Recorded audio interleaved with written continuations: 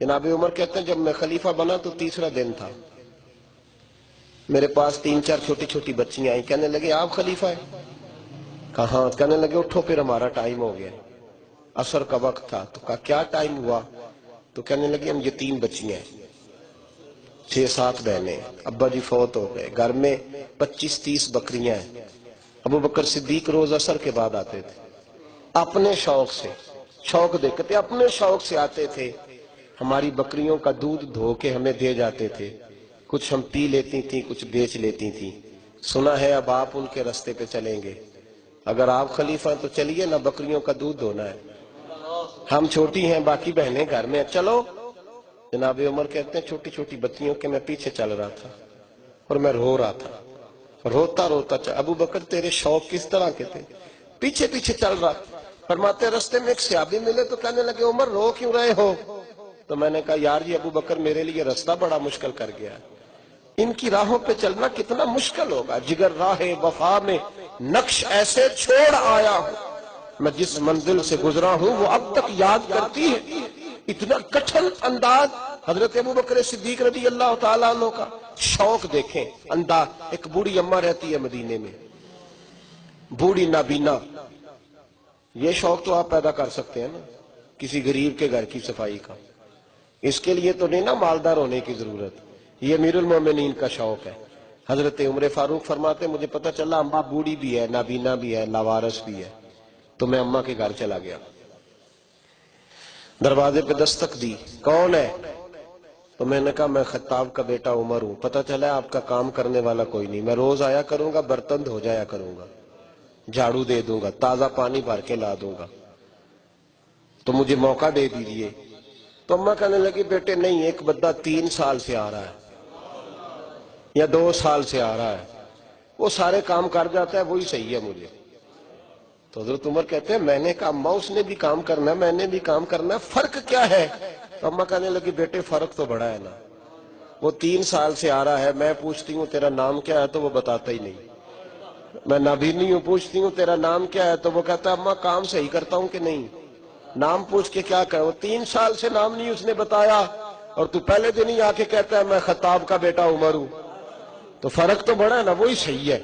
تو جناب عمر فرماتے ہیں میں نے کہا میں نے بھی آج ڈھونڈنا ہے یہ کون ہے، فرماتے ہیں میں سارا دن تو تلاش کرتا رہا، وہ کوئی نہ آیا، عشاء کے بعد بھی کوئی نہ آیا، میں نے کہا رات بیدار رہنا پڑا تو دیکھوں گا، اماں کے گھر کے سامنے جھاڑی میں چھپ کے بیٹھا تھا، وہی ہوا جس کی امید تھی، امیر المومنین ابو بکر صدیق کا دروازہ کھلا، کہتے ہیں صدیق اکبر باہر نکلے، جوتے لپیٹ کے بغل میں دبا لیے، خرامہ خرامہ بوڑھی کے گھر گئے، امیر المومنین خلیفۃ المسلمین، کہتے ہیں میں بیٹھا دیکھ رہا تھا، ابو بکر بوڑھی اماں کے گھر میں جھاڑو دے رہے تھے، پھر میں نے دیکھا ان کے برتن مانج رہے تھے، پھر اماں کے لیے ابو بکر صدیق پانی بھر کے لا رہے تھے، پھر تازہ کھانا اسے دے رہے تھے، کھجوریں دے رہے تھے، کہتے ہیں ڈیوٹی کر کے ابو بکر باہر نکلے تو میں سامنے کھڑا ہو گیا، غور سے چہرہ دیکھا، میں نے کہا یار تو کس صندل کا بنا ہوا ہے، کن خوشبوؤں میں تو رچا ہوا ہے،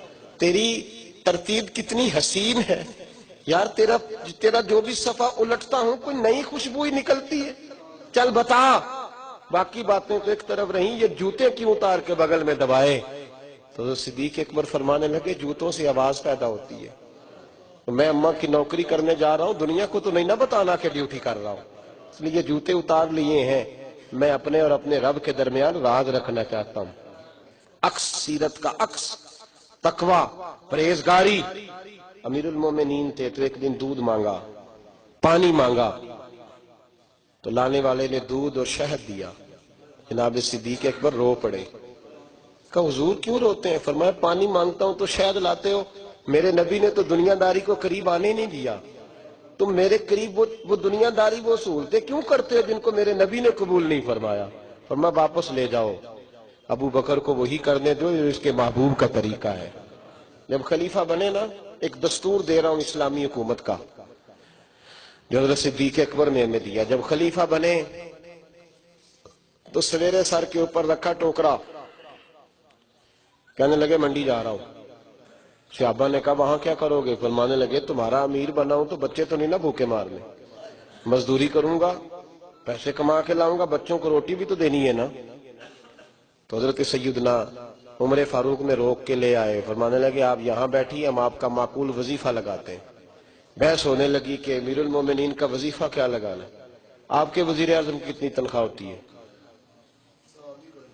جی پتہ بھی کوئی نہیں ہمیں کیا پتا، ہمیں تو یہ نہیں پتا کہ ان کے الاؤنسز کتنے ہیں کیا صاحب، ہمیں تو اتنا پتا ہے کہ جو سابقہ وزیر اعظم ہو جائے اس کی بھی بڑی موجیں، سابقہ کی بھی، تو موجودہ کا تو اللہ ہی بہتر جانتا ہے کیا حال ہے۔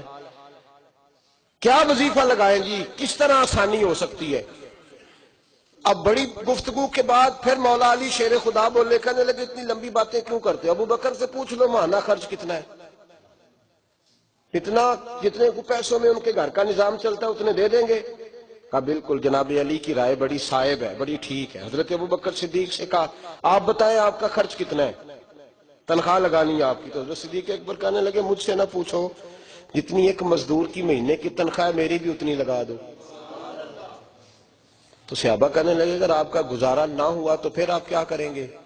تو حضرت صدیق اکبر فرمانے لگے پھر میں مزدوروں کی تنخواہوں میں اضافہ کر دوں گا، جب ان کا گزارا ہوگا تو میرا بھی ہو جائے گا۔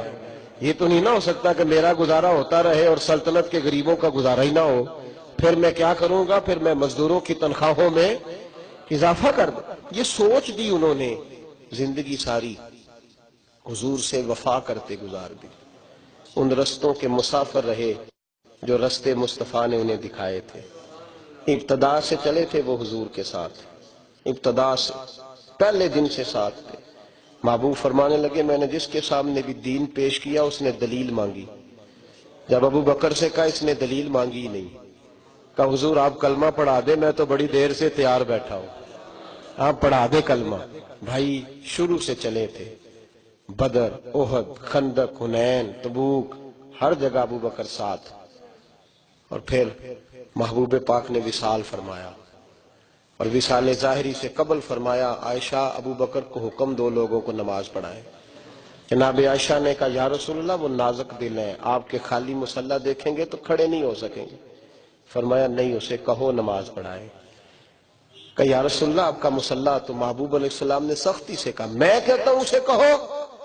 اور ایک روایت میں لفظ موجود ہے، حضور نے فرمایا نہ مسلمان گوارا کریں گے، نہ اللہ گوارا کرے گا، نہ اللہ کا رسول گوارا کرے گا کہ ابو بکر کے علاوہ کوئی مصلی پہ کھڑا ہو، کوئی گوارا نہیں کرے گا۔ حضرت علی سے کسی نے پوچھا کہ آپ نے جناب صدیق اکبر کو خلیفہ منتخب کیا کس طرح؟